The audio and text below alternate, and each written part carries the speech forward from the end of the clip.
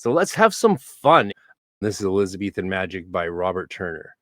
So Robert Turner was one of the Enochian OGs of the 20th century, as indicated by the fact that his foreword is written by none other than Colin Wilson, who was he a member of the Society of Eight, perhaps? He was part of the McGregor Mathers Club for sure that would meet at the pub in London. But Robert Turner was a remarkable guy, and his little book here, it's hard to find these days, but I really enjoy it for a number of reasons. And let's get into that. Let's take a quick look through it. What it is really is a collection of a few little papers or essays. Robert Turner has lectured extensively on magic in the Tudor period for over 20 years. He is the co-author of Necronomicon, published in 1978. We all know that. And compiler of the Heptarchia Mystica of John Dee. And we're going to look at his Heptarchia Mystica in the new reprinted edition later on and discuss why it was the new edition was much wanted and needed to save us from buying the old edition for hundreds of dollars online. But it was a missed opportunity. And that's a very interesting fact, unfortunately. But still nice to have it reprinted, even if they didn't update it. And that's not the case with this book. This book goes into a bunch of great stuff. I love the fact that he's an expert in the Tudor period. So that means everything he's doing is with a very profound and intimate understanding of the time period. And always be skeptical of people who don't really know much about the time period that the magic they're studying comes out of, because you really want to know something at least about the time period. So the translations from the Latin are done by Christopher Upton, and this is an important thing to note because I believe they were what is reused by the well-known book by Jeffrey James, the Enochian Magic of Dr. John Dee, as that book is called, but republished as the Enochian Evocation of John Dee. And those two editions of that book I'll discuss another time. I've written a scathing critique of their forwards, in fact, and that is something that we'll look at. But let's get into Elizabethan Magic of Robert Turner. So 1989, that was a while ago. I remember 1989. It was a very traumatic year in my life, as my parents got divorced or were separating. The acknowledgements, he says, my work on the lives of and techniques of the Elizabethan Magi began over 2 decades ago. During this lengthy period, I have incurred the debt of many friends, associates, and public bodies who have assisted with my researches.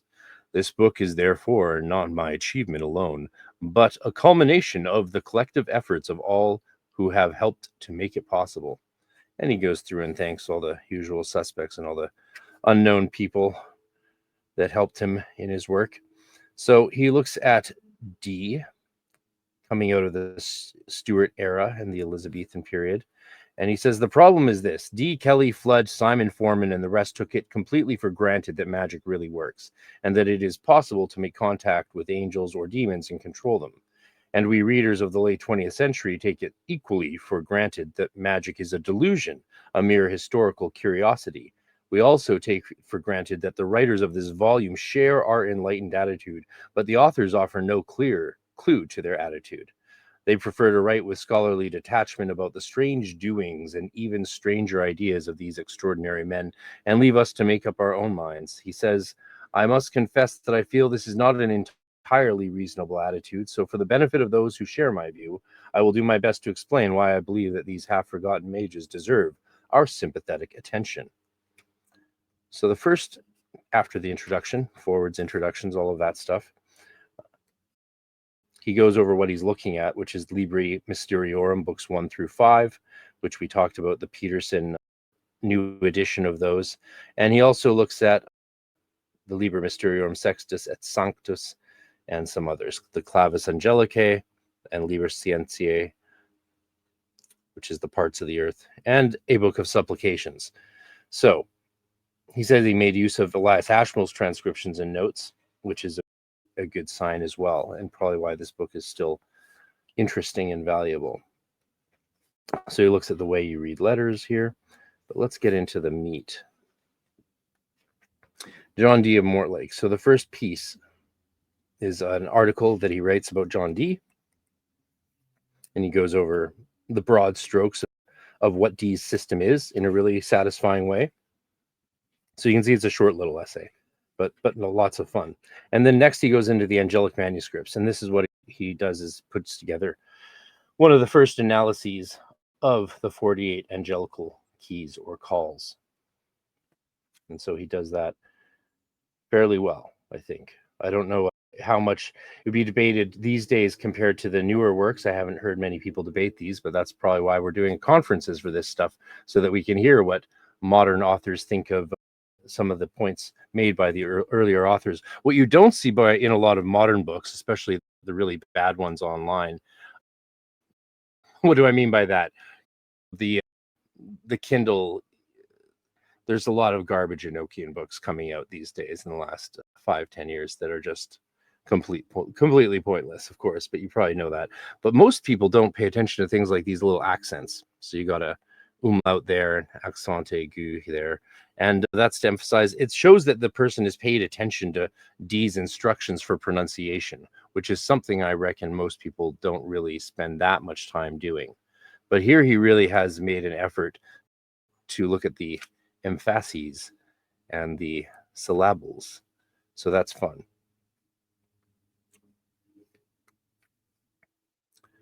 Yeah. So that's what a major part of this book is, the calls for and then the names of the heirs. Yeah. A book of knowledge and help and earthly victory.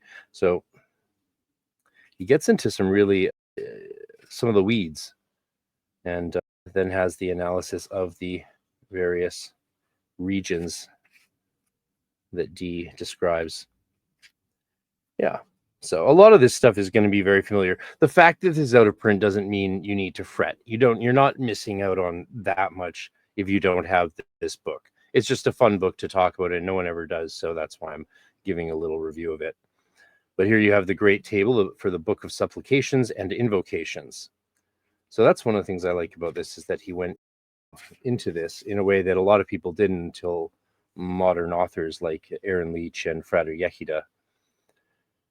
So one of the things he doesn't do is compare too much the versions, or what the significance of the versions is. And that's, I think, very fair.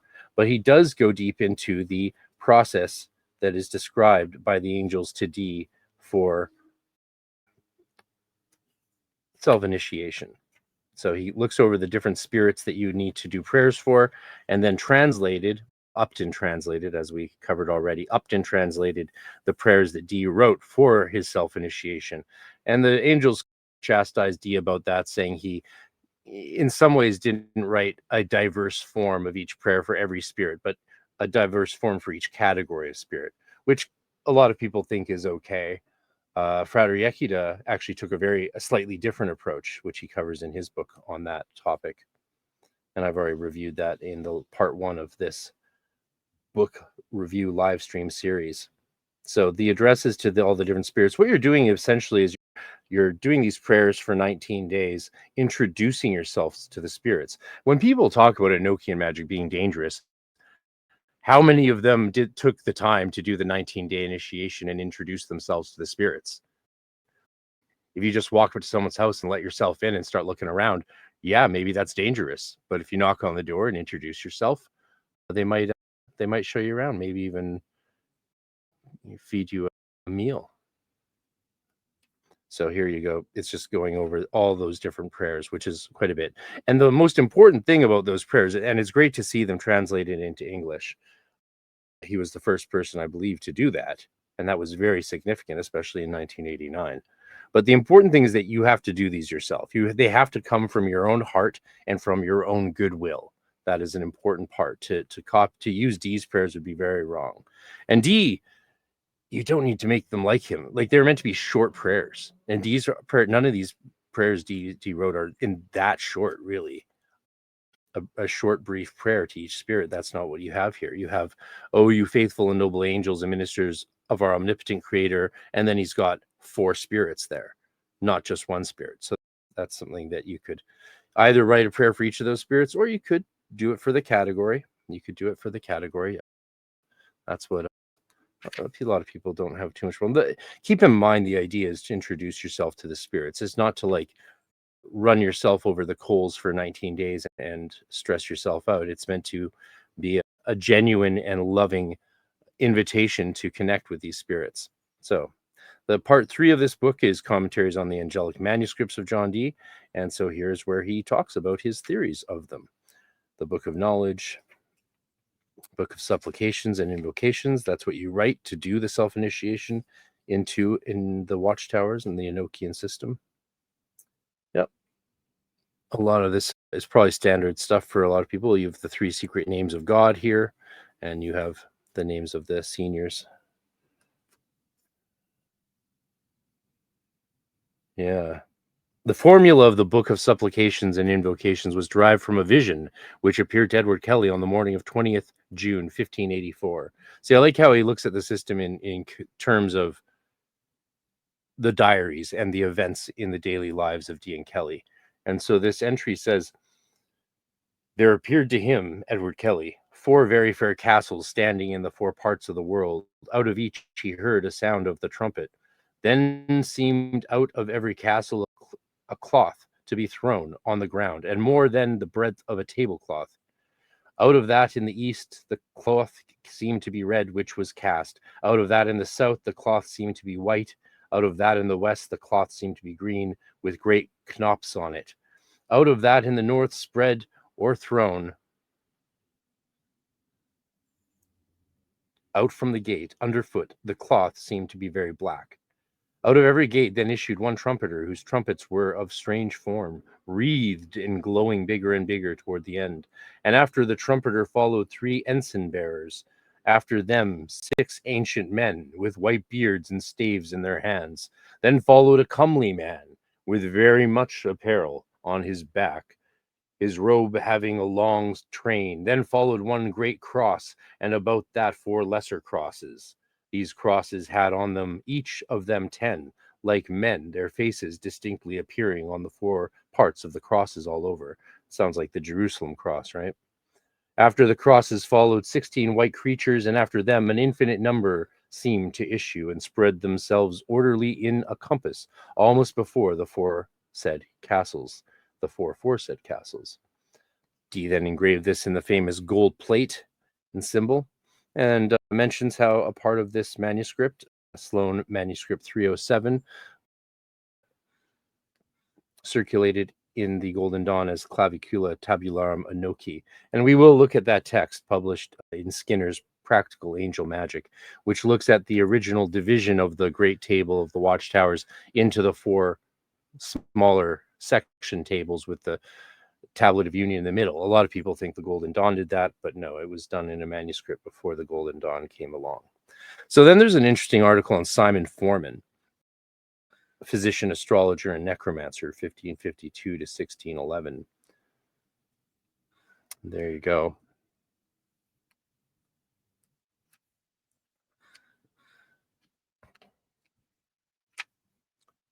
So it's an interesting article, not entirely related to what the book's about, but I guess it is. It's about Elizabethan magic, so fair enough. It's just not really Enochian. And then Robert Flood. So there's quite a few things in this book that are fun to read. It would be, I guess it is a shame that this is out of print and you can't read them. But yeah, a beautiful little book introducing Elizabethan magic. That's probably why I liked it so much and went out of my way to get a copy, because I knew there was a diverse bunch of content in there. Some interesting photos of the Sion Cates cave. A clasp knife inscribed by T. Jones, Tregeron, 1606. Robert Turner of Holshot. So looking at a historical fellow with the same name as the author, Robert Turner there.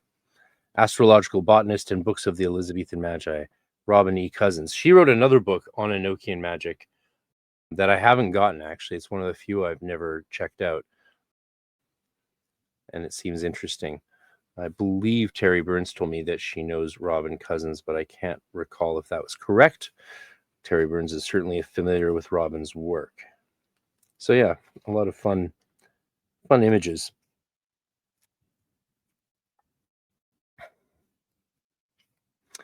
And then at the end, we have a little bit on Edward Kelly, seer, conjurer, and alchemist.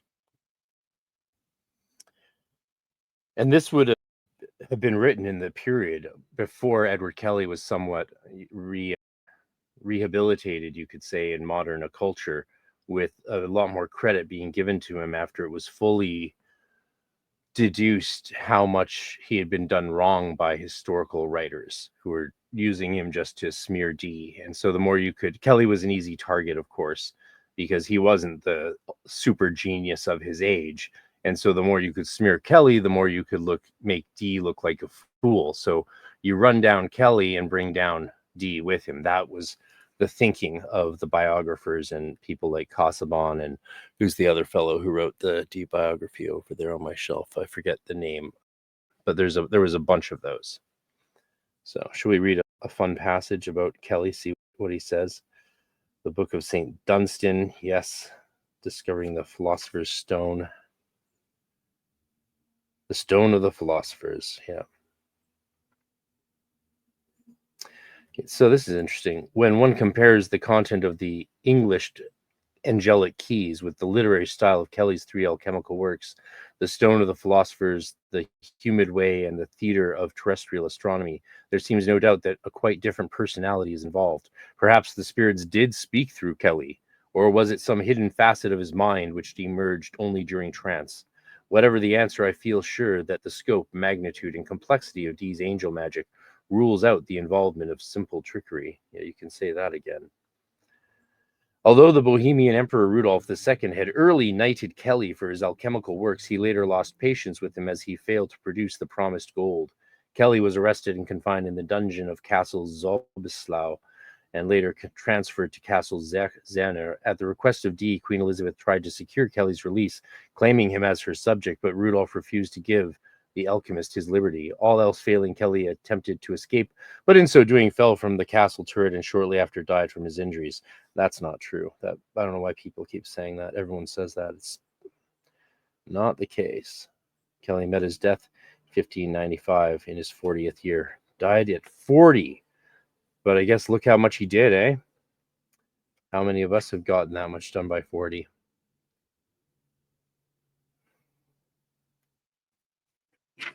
And the ensigns of creation, the lamen that we wear made of paper or card, as the diaries say. A lot of people make them out of metal or gold or other materials today, but that's traditionally made of card. The physical location of the 91 parts of the earth. So we're going to talk more about the parts of the earth. And yeah, this is an old analysis of those parts. And so here we're going to look later on at Mastering the 30 Airs by Scott Michael Stenwick down here. And that will give us an interesting glimpse at the modern practice of these parts of the earth. So you can influence the politics of different parts of the world. Yeah, Idumea, also called Edom. This is southern Israel and Jordan. That was place we did some work in a while ago, mainly to help people escape any death, escape any explosions. And where is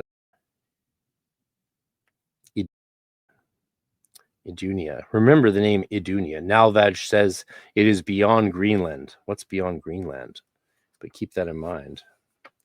And some fun maps with the places listed on them.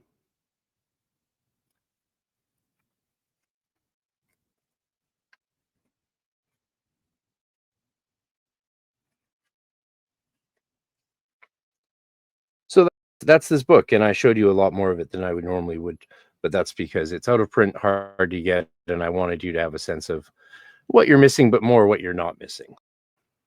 Beautiful little book.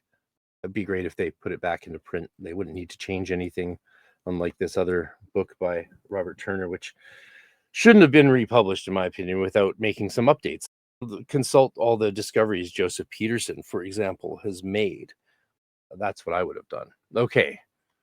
Next. Now, Athena is a local. She lives just down the street from me here. And we were both a part of the same Golden Dawn Temple in the 90s. And she has written a really great book that is very extensive and extremely expensive, where she even goes into the cacodemons and how to work with the cacodemons. So that's fun. And we'll look at that more when I have more time to go in depth with it on a future Enochian book live stream. We'll see how many, if I can get through all of them in this month. I'm going to certainly try. Good to see people in the chat chatting away. What is up indeed? The Firmament. So this came out, I think this was like $100 on Amazon, self-published, that Athena put out.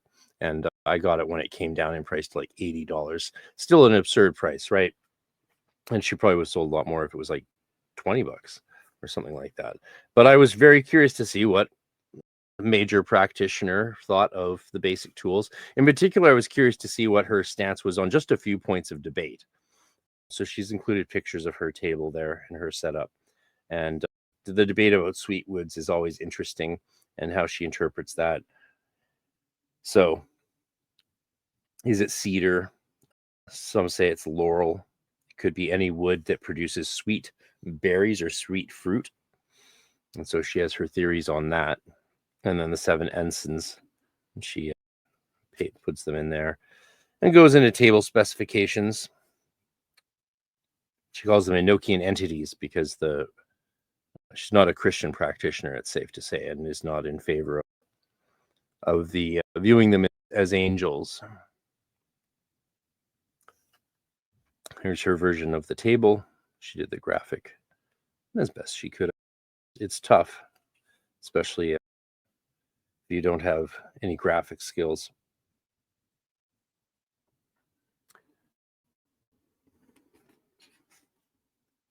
Yeah, some lovely pictures. She made Lon's golden Pele ring, and she does her own engraving and tools, and that's her thing.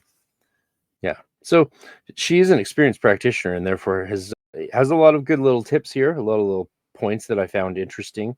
And for someone like me who's been doing this for so long, I like that. I'm willing to shill out to hear the insights of a veteran practitioner, especially supporting the work of someone who I knew. I didn't ever meet her in the Golden Dawn days, but I met her when I did work with Lon Milo Duquette and Troy Sprue back in 2018, I believe it was like October 2018.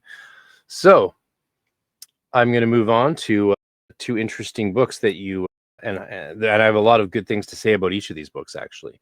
We're doing some fun and accessible books today that if you haven't practiced Enochian magic, or if you have, and you have some of these books, you'll probably be fascinated to hear my takes on them, because every book has its strengths and its weaknesses, and you know how I love to both praise and critique. It's my jam.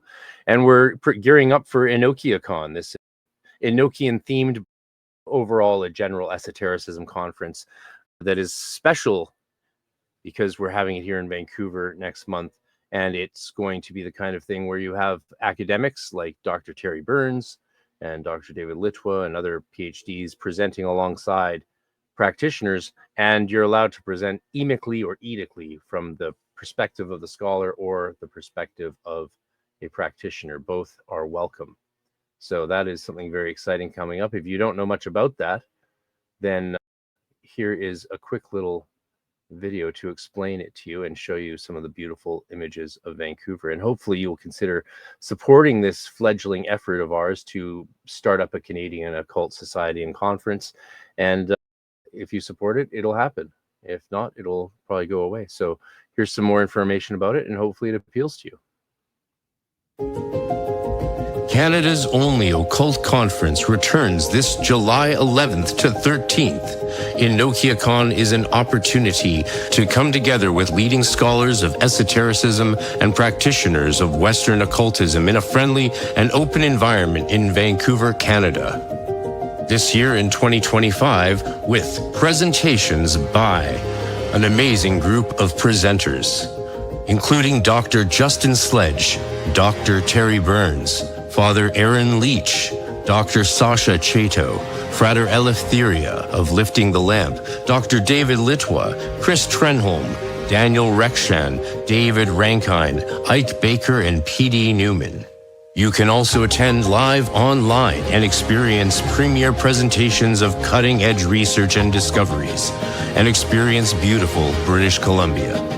Register to become a member and you also get included 2 upcoming winter workshops and access to Dr. Sasha Chado's phenomenal year-long undergraduate level course to introduce you to the academic study of Western esotericism. This is not even available at universities at the undergraduate level, but will be included now for everyone who registers to EnochiaCon 2025 before July. Tarry not and sign up today. Go to EnochiaCon.com or ArcaneResearchSociety.com for more information.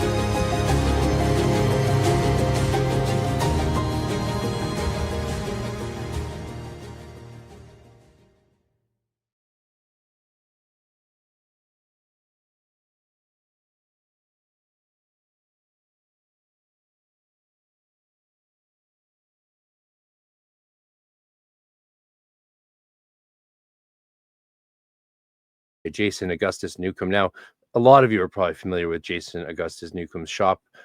He's been on my podcast in the early days. Thank you, Jason, for doing that. And had me on his podcast twice, though only released the first one. So I love that Jason loves the Golden Dawn color system, and you see that in the tools he sells and in his new Hermetic system, which is his take on modern magic, incorporates aspects of Thelema and Golden Dawn in a really seamless way. And again, I do like that he doesn't throw out all the Golden Dawn color system. And then he innovates in a massive way. Like right there, you can see innovation. That is some very cool Enochian circle action he has going on. And I think that's a good thing for people to do. Unless you're taking a purist approach for a while or in general. He did make an observation in this book that no one else made.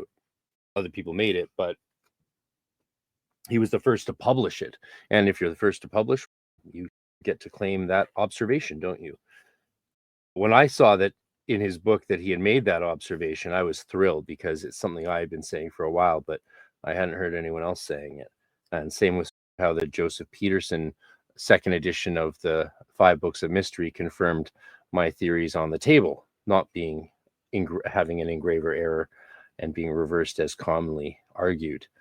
Jason also, coming out of the Thelemic world, has the AA Crowley tendency to keep the truncated pyramids that the Golden Dawn used for Enochian, that on the bottom cube of the AA altar with the Enochian there. And my friend Jeremiah, she has one at his house, and it is beautiful. It is cool. I haven't done any work with him using that altar, but I'm sure we will. Of course, it's odd to me why you would want the Enochian tablets so low down to the ground on your altar, because then you have to bend down to trace symbols over them or to read them. But that's the AA way, and it does certainly look very cool, and I'm sure it adds a lot of power to ritual work. That's my take on that. I've always wanted to let you know. So here you go. It's not a color book, but it does go into the details of working with the Enochian system, utilizing the truncated pyramids that the Golden Dawn would use. And even the Golden Dawn didn't produce as much writings on that as they could have. So what you have here is an expansion even of the Golden Dawn and Thelemic Enochian system. And I'm just going to say Thelemic Enochian system, even though AA, Argentum Astrum. So again, really goes into the details of every single spirit. And who doesn't like that? Who wouldn't like that? I can't imagine anyone not liking that. You want to do it. Of course, you got to keep in mind which versions of the tables he's using in case you're using a different version of the table. There's the original and the reformed table by Raphael. But let's go to the, and he blends in a lot of different ways of common modern magical practices for purification, opening the veil, using pentagram and hexagram rituals along with Enochian. But the big observation that he made, there's the first Arcane Research Society event ever, 2019, and then 5-year hiatus.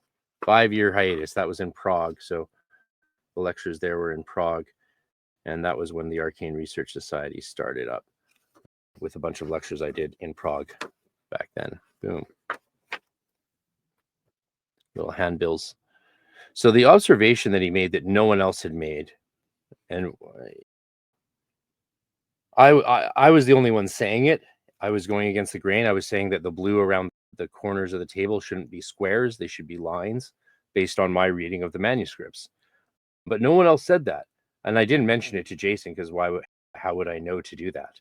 But he does note in his book that the table, and let's see if we find a picture of the holy table. Yeah. He noticed that these are not boxes. These are not boxes of blue lines. They're just two lines. Very clearly, the letters should flow into each other and not be separated by a blue line. Now, if your table has that, it doesn't matter. I don't think that matters at all. But it's something that then Joseph Peterson even came along and agreed with finally, and that gave all of us who had this belief in mind quite a little boost of pride that we had so eruditely observed something that others had not. It's always fun to go into the source text. You don't get that if you don't go into the source text, right? If you don't go into the manuscripts and the diaries, then you're not going to actually notice new things about them. And those new things, again, it's not that it makes it better necessarily. Maybe it does. At the very least, you become more a part of the magic that you're working because you have helped bring forth some new understanding. So he makes these beautiful tools on his new Hermetics website, jasonaugustusnewcomb.com. And yeah, I really love his version of Enochian. It's not really his version, it's just his take, and I think he did a great job. And this book has a lot of strengths that you can't find in other books. There's strengths in this book that are not in others. This is a great example. Mastering the Mystical Heptarchy by Scott Michael Stenwick. Again, one of my favorite books, hence why it's so well loved. It omits a lot of the stuff Jason gets into, of course, because it's about the Heptarchia and not Jason's focused more on the watchtowers. But this is a book specifically focused on the Heptarchia. And again, I love that Scott Stenwick, who's a OTO-AA adept and coming from that tradition, but also is very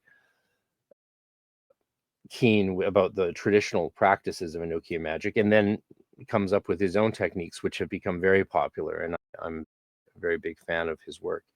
So he doesn't throw away the colors either.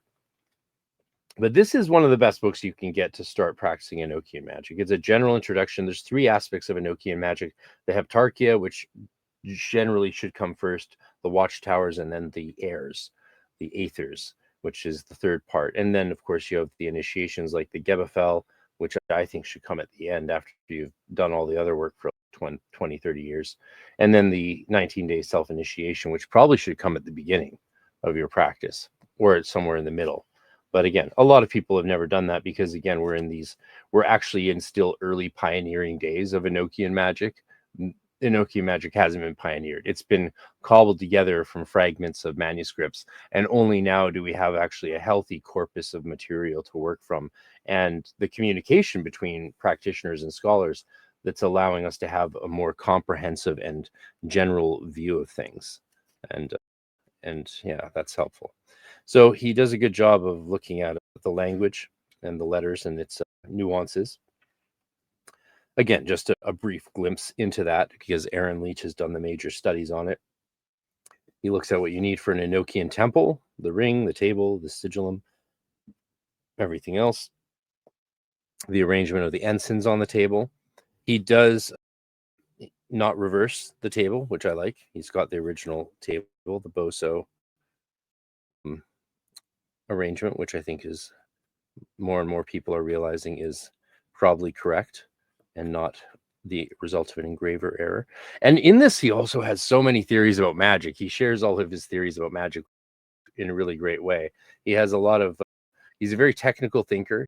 He's a computer guy, so he understands numbers in a way that a lot of us probably don't. And he likes to look at the scientific aspect of this art, the science of occult science. And that's really great as well. He very clearly goes over the step-by-step process for working with the Heptarchia Mystica ritual. And then he has inserted his own take on tuning the space, he calls it, which is using the hexagram and pentagram rituals in an interesting way that is not traditional. For example, for an invoking field, use the LIRP, the lesser invoking ritual, the pentagram, and the lesser invoking ritual, the hexagram. and then use an L lesser invoking ritual, the pentagram, and LBRH, lesser banishing ritual, the hexagram, for a centering field. And I've tried these. I actually tried them, and some of them I did enjoy. The issue there is, the critique there is, it's all based off a Thelemic understanding of how these rituals work. This is not based off a Golden Dawn understanding of how these rituals work. So that's something that generally still has not been communicated to the Thelemic world, how Golden Dawn rituals work. They still don't really have a sense of that. They see the LRP as an elemental ritual, and it's not, right? It's just not. And so that's going to lead you to some theories that aren't part of the Golden Dawn system and don't fit in with it. That doesn't mean you can't try them out and see what happens, because some fun things happen when you experiment. And that's one thing I love about my fellow magicians in the Thelemic tradition, is they're not afraid to experiment and move things forward. We have people like that in the Golden Dawn world as well, like Nick Farrell and stuff, but there's the Golden Dawn system's been so cannibalized over the century that a lot of people are now protective about it and trying to return to an original understanding of it, since that's something that we've never really had. And so that's the reason for the traditionalism in the GD world. So lesser ritual, the hexagram, he goes over how to do it. Like in the Golden Dawn, we would never tell someone to do the analysis of the keyword in the hexagram ritual unless you're already in 5-6. That would be a bad thing for us to do. So that right there throws that out. And Stenwick, he made a common error that he fixed in his later books. So yeah, here the water hexagram always starts at the top, and here it starts at the bottom. Then he has a really cool, again, one of my favorite things about this book. There's two parts of this book. There's the Heptarchia Mystica of it all, which is great, because if you're a beginner into this working of magic, working with these specific spirits, the kings and princes of the Heptarchy, this book is the best one for just getting into it. But then he throws in all this other stuff about preparation rituals and his own Enochian pentagram ritual, which is a lot. I have friends and students who are really big fans of this, and integrating some very heavy, powerful Enochian names into some basic daily ritual work. Then Madriax, he calls, "O ye heaven," the hexagram ritual, and invoking the kings of the and princes of the Heptarchy directly during regular work. And of course, he has the Giordano Bruno hexagram, unicursal hexagram that Crowley so loved, and different ways of working with that. Yeah, so a lot to love in a very small number of pages. It did not take many trees to produce a lot of value. And then Naz Olperd, a lot of people like that, the sort of middle pillar, the Enochian middle pillar, I guess you could call it. And it's similar to an inner order Golden Dawn ritual that we used to practice called the Bornless middle pillar. It's not traditional, but it's something I did a lot. And then the Oration to God. So this is a common prayer, "O Almighty, eternal, true, and living God."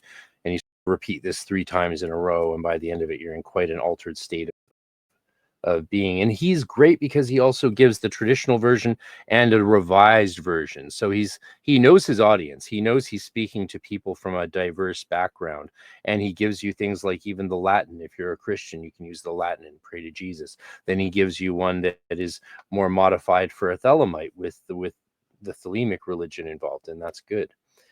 He's got his pronunciation guide. He of course disagrees with the soft G theory that Leach is a fan of.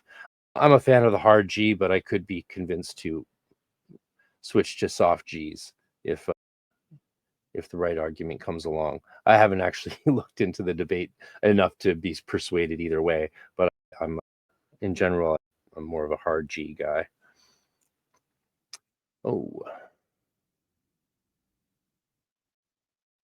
tuning the space.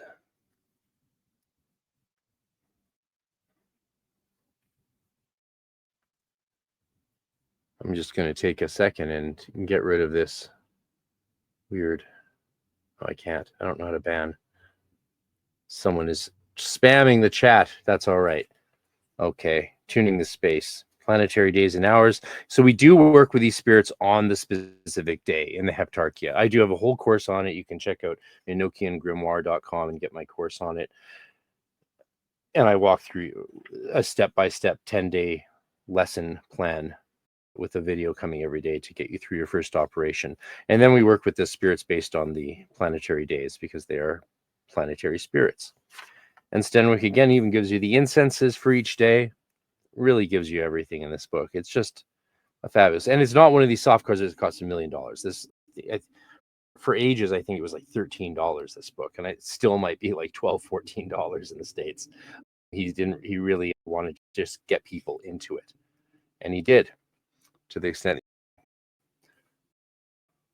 This gives you the charts, and this is the reason I have all these notes here, is because it's hard to keep track which spirits are considered to have affiliations. Like Haganel is the same as Baganel, and Karmar is the same as Balagon, and it's hard to get into the details of that. There's not the time here to do that. But the other thing is the kings correspond to a planet that we operate on the day of, but the princes, who you also call on the same day, but they correspond to a different planet.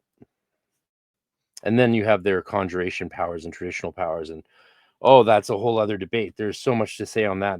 That would take, that would take forever. I think the last student I explained that to, it was like a 6-hour phone call where we went over all of that extensively. Heptarchia talismans. I've made a lot of those, actually. Here's one I gave to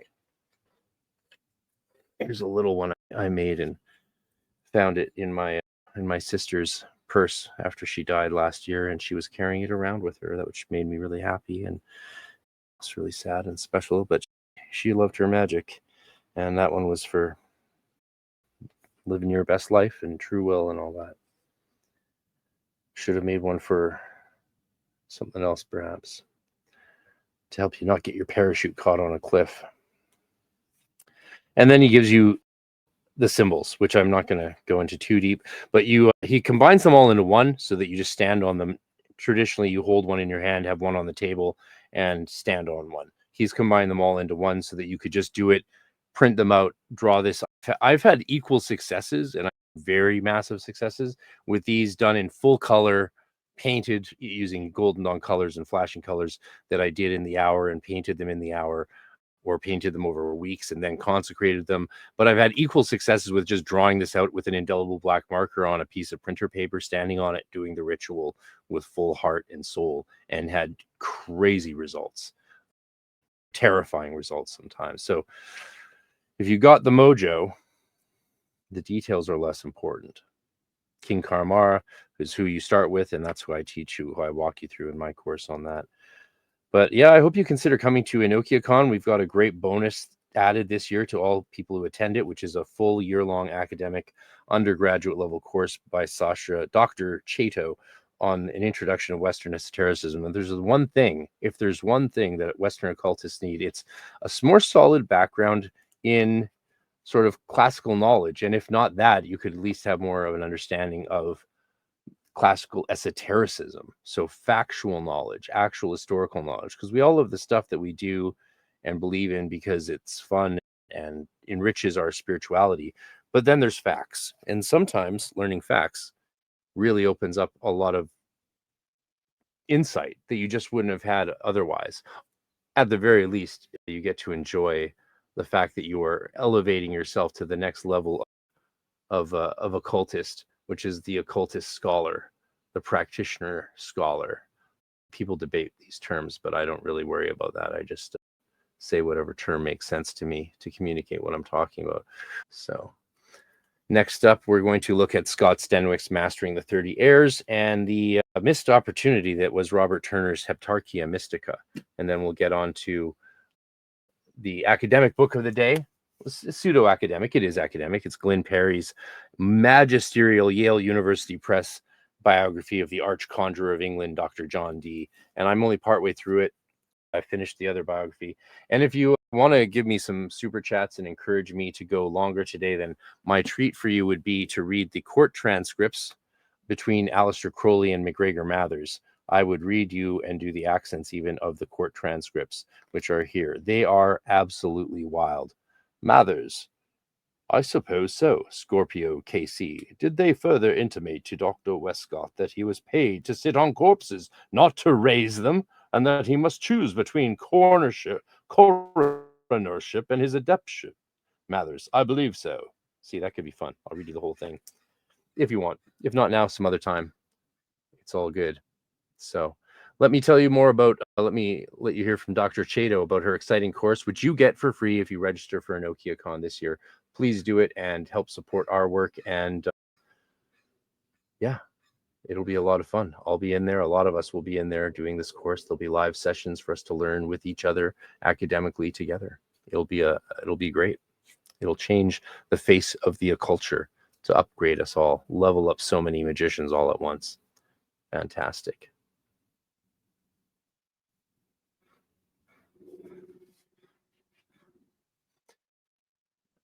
The Arcane Research Society proudly presents Dr. Sasha Chato's Introduction to Western Esotericism, a fully online course with over 45 hours of recorded lectures. Study at your own pace with a course guide, reading lists, and immersive activity packs. Designed for practitioners and for scholars, it's engaging yet challenging with expert support from Dr. Chato. Watch 2,000 years of esoteric history unfold, from the mystic currents of Hermetism, Neoplatonism, and Gnosticism to the alchemical fires of the Renaissance and the evolving traditions of modern occulture. Uncover hidden truths, debunk myths, and trace esoteric thought through time. With over 20 years in education, a champion of scholar-practitioner dialogue, Dr. Chato has taught this course since 2010 to hundreds of satisfied students. Get this course free with a ticket to Enochian 2025. After that, it's $1,500 Canadian for Arcane Research Society members or $2,000 Canadian for non-members with lifetime access.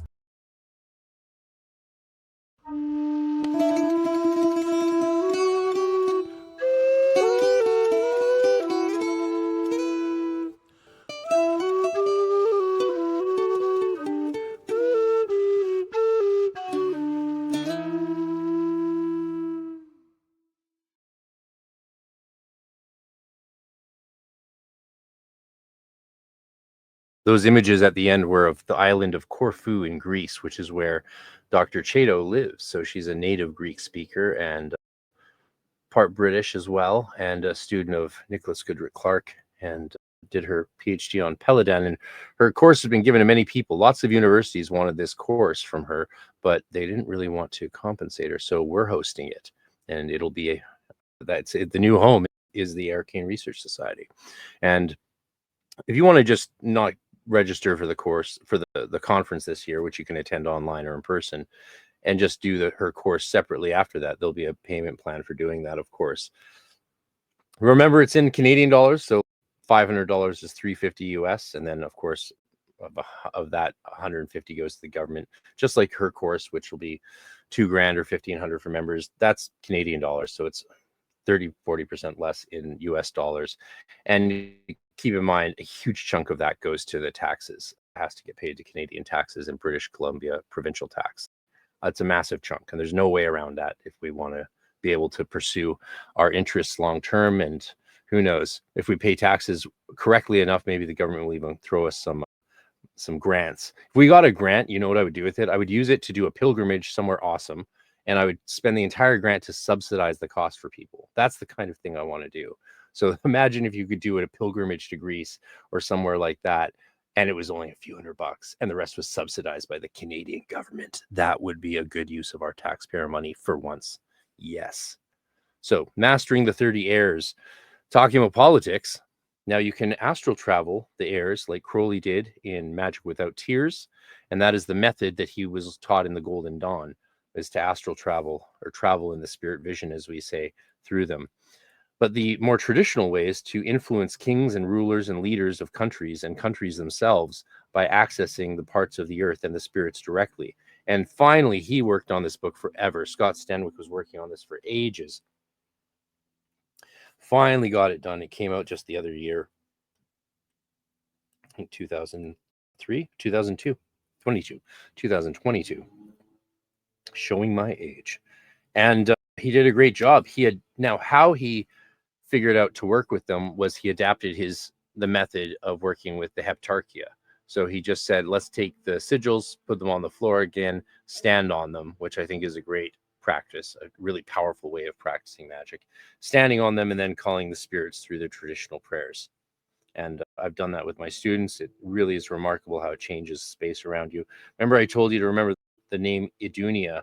Here's Idunia, which accesses the 69th part and the 23rd Aether of Tor. And why did I tell you to remember that name? Because that influences North America. Yeah. Idunia is the name. You can see the map. Idunia. All of Canada almost, except for the northern part here. And it doesn't include Alaska. That's different. Yeah, but all of Canada and North America pretty much is covered by this Aether. So working with this Aether and the spirits associated with it is probably a good idea if you want to influence the destiny of the countries we live in. 1 second. I'm just going to close the door.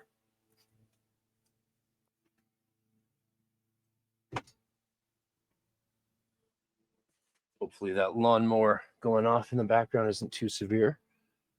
So yeah, a lot of the book is just a compendium of the symbols and sigils you need. And it is based on one version of the Great Table. So if you're working with a different version of the Great Table, you need to know that, and you need to adjust the names accordingly. And then he goes over temple arrangements again, which he's done in the previous 2 books for working with the Watchtower and with the heirs and the Heptarchia. Goes over all the key symbols to create the ensigns.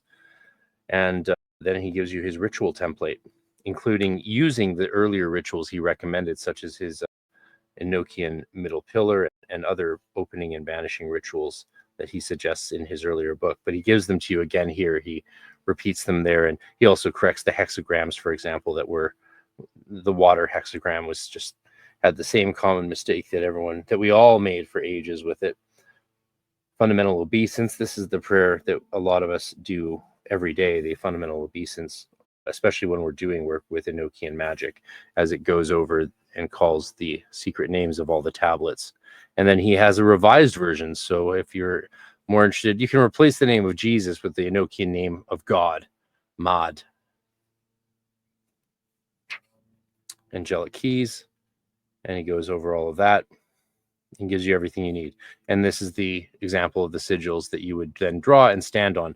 Now, you can actually get even more micro about this. You can actually be more specific and just do one part. But again, I'm not going to spoil it because that you should get the book. And this book is a bit more than his other ones, but worth it. I think this is the only book that exists on practically working with the 30 heirs or Aethers. And then scrying, he adjusts the method that Crowley made famous, a method which the Golden Dawn documents for which were burned and don't exist anymore, but we know they did exist because they're mentioned in people's diaries. Then closing the temple. Yeah, there you go.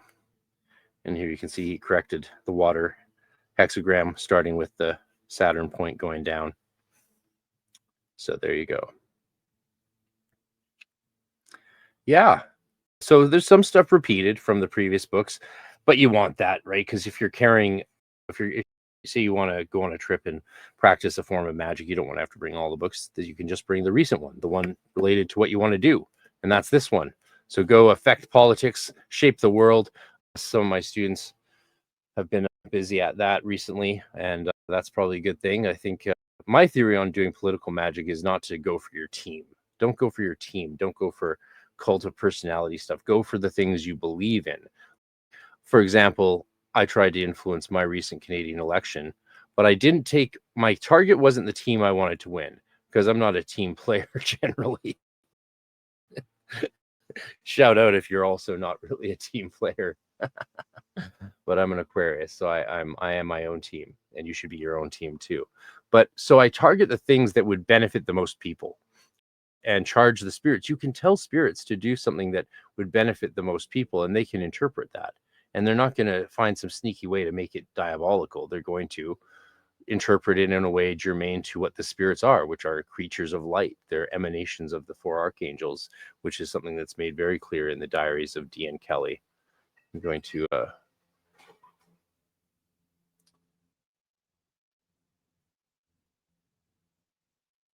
Incipit Occultist. You're not a team player either, eh? Good stuff.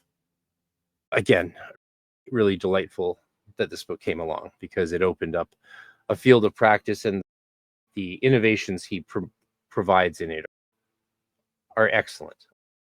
I don't know how one could top his innovations as far as just adapting the heptarchial methodology that he innovated in his Heptarchia book, which we already covered.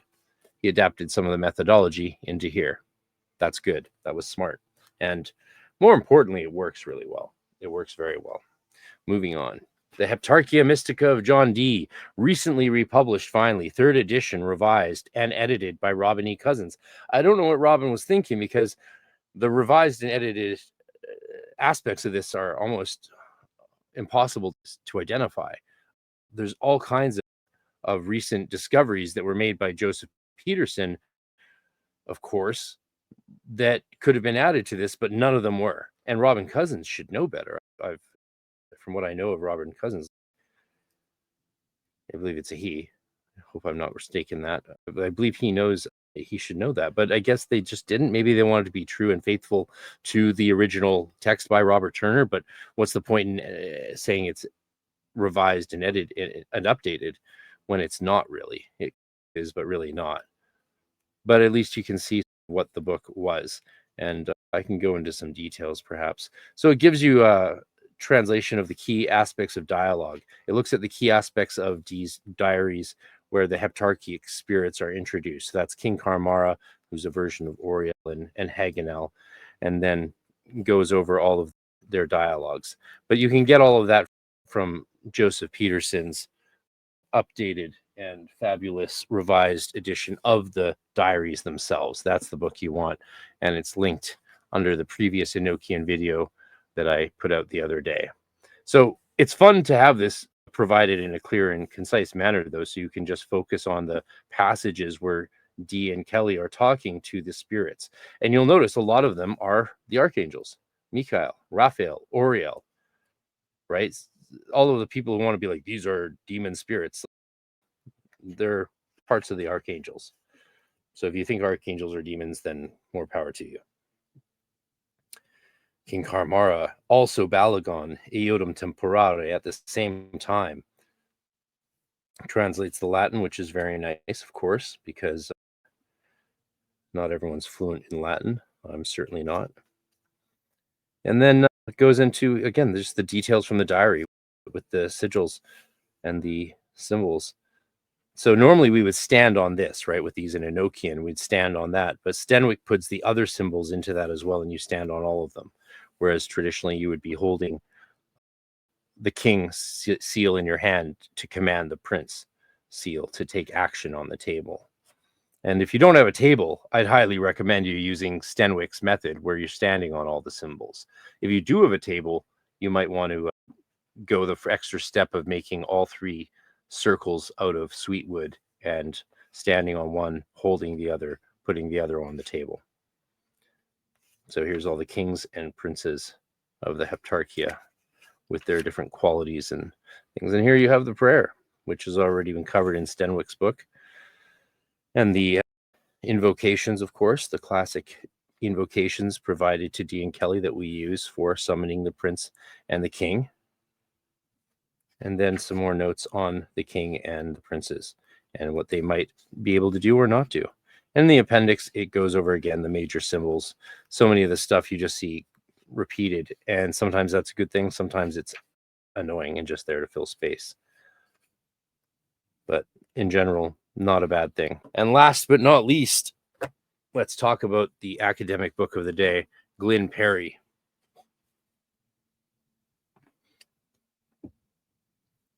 This is probably the most important biography written on Dee, but the Woolley one is more fun. But this one is more dense. Dense in a way that flows. The writer knows what he's doing. The writer really knows what he's doing. Yeah, I use it when I I use old tarot decks too as bookmarks. I do a lot of crazy things with old tarot decks. Yeah, some really beautiful images in this classic biography. Yeah, I mean, you should read this one, but I would read the Woolley one first. I would read the Benjamin Woolley Queen's Conjurer biography because it's easier to read and really gets you into the world. And then this one gets into some nuances and details that the other one doesn't, because they are written quite a few years apart. The Woolley one, I believe, is 2000 or 2002, whereas this one's more recent. Yeah, I bought a library copy because I wanted hardcover. This is 2011, so 10 years after the Woolley version, this one came out. And yeah.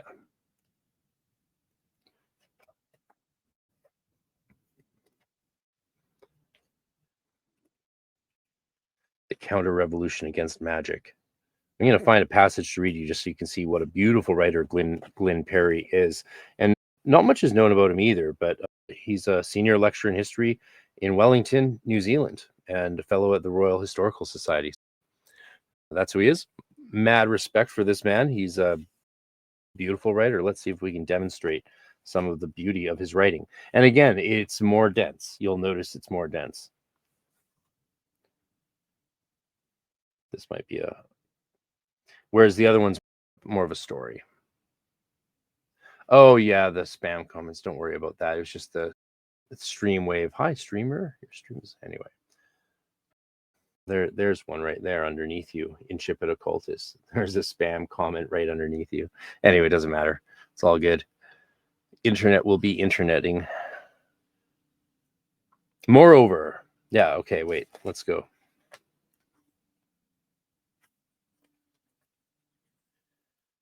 So here we go. This is a fun key part in the story of Dee. Burghley had previously used an imminent Spanish invasion to shift Elizabeth's policy. However, an anticipated invasion in 1591 had not forced her to alter course. How did Burghley sway the Queen away from the peace policy in late November? What was different now? The answer lies in Dee's petition to James I on 5th June 1604, where he defended himself against the English traitor who on 7th January 1592 slandered him as the Privy Council's conjurer. This previously elusive publication was not a book, but William Allen's letter to Robert Parsons of that date, printed in Parsons' Apology in Defense of Ecclesiastical Subordination in England, 1601. Allen's letter also included a sensational claim that Dee concealed from James in 1604 that Burghley's proclamation owed much to Dr. Dee, their conjurer or astrologer, who is said to have put them in more debt, and for that he hath told the council by his calculation that the realm indeed shall be conquered by this summer, believe him who will. This was not invented propaganda. Allen had reliable informants at Elizabeth's court, and his private letter first appeared in print 7 years after his death. His claim did not appear in published attacks on the proclamation. Parsons in exile received excellent intelligence from England, so by printing Allen's letter he could use Dee's deteriorating reputation in 1601 to smear the surviving privy councillors from 1592. Moreover, Burghley knew Elizabeth's deep belief in Dee's philosophy and alchemy and in his astrological predictions, for Burghley accepted them himself. Dee had used magic to support Elizabeth in 1555. She had defended his alchemical Monus Hieroglyphica in 1564. Dee's British Empire depended partly on alchemical research producing the Philosopher's Stone. An interesting claim. Shame that there's no footnote down there to see what it says. You have to thumb through the back of the book. Heresy. He had explained to her the imperial significance of the comet of November 1577. In return, she had promised her protection, reiterated in December 1590, when she engaged in alchemy with Dee. Yeah, she did alchemy with Dee. Burghley had accepted Dee's timetable for the new calendar for the apocalyptic secret matter. Therefore, Burghley could reasonably expect that Dee's astrological prediction would alarm Elizabeth into reversing course and publishing the proclamation. Yeah, it's denser than the very popular Woolley biography, but a lot of fun. So that's why I say read the Benjamin Woolley biography first. And those are the two main biographies that are not intentionally trying to smear Dee and discredit him, which makes the other biographies historically written silly. because they have a faulty agenda from the get-go. In my opinion, that's not very helpful or fun. Not very fun. And of course, the Modus Hieroglyphica we'll talk about at some point, but Dr. Terry Burns put out the best edition of that. She has a free online 50-hour course on YouTube. Go to Dr. Terry Burns on YouTube to check out her 50-hour course where she walks through this step by step. And these are all her extensive footnotes, even showing how the elemental alchemy of this symbol indicated and was used by the Golden Dawn for their elemental progressions through the grades. Amazing work that took ages to do and just a phenomenal accomplishment. I don't know what's more of an accomplishment, the book or the 50-hour course that Dr. Burns put together on it. I didn't realize I'd ever enjoy hearing about parabolas so much in my life, but tie it into cannonballs and warships and you've got this dude's attention. Fascinating. So this was done by Dr. Terry Burns with her friend Dr. Nancy Turner, and excited to have Dr. Burns here at EnochiaCon this year. She was a great presenter last year, along with her husband. May he rest in peace, Ilarion. We miss you, and I'm so sad I never got to meet you. But she's coming this year to EnochiaCon, so I would love it if you could consider getting registered for the conference if you're interested, and take advantage of the tremendous benefit that registering this year has, including Dr. Sasha Chato's course being included for free. It's a very big deal. I negotiated for all of us to have something special that we could all do at a price it's just not normally available. So hopefully that is something that makes sense to everybody and is inspiring and exciting. Invest in yourself. Life's short. So thanks for being here. We'll do more live streams soon. I'll do an edited version of this video and put it on YouTube tomorrow or the next day. And if you want to catch the live streams, you can always become a channel member for just a few bucks and get to check out a ton of private videos that are just for members only on YouTube. Become a channel member, have some fun, and I hope to see you at EnochiaCon online or in person. If not this year, then next, but preferably this year because it's all happening, baby. Canada's only occult conference returns this July 11th to 13th. EnochiaCon is an opportunity to come together with leading scholars of esotericism and practitioners of Western occultism in a friendly and open environment in Vancouver, Canada. This year in 2025 with presentations by an amazing group of presenters, including Dr. Justin Sledge, Dr. Terry Burns, Father Aaron Leach, Dr. Sasha Chato, Frater Eleftheria of Lifting the Lamp, Dr. David Litwa, Chris Trenholm, Daniel Rekshan, David Rankine, Ike Baker, and P.D. Newman. You can also attend live online and experience premier presentations of cutting-edge research and discoveries, and experience beautiful British Columbia. Register to become a member and you also get included 2 upcoming winter workshops and access to Dr. Sasha Chato's phenomenal year-long undergraduate level course to introduce you to the academic study of Western esotericism.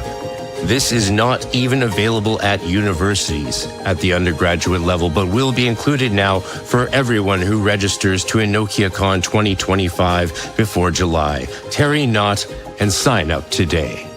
Go to EnochiaCon.com or ArcaneResearchSociety.com for more information.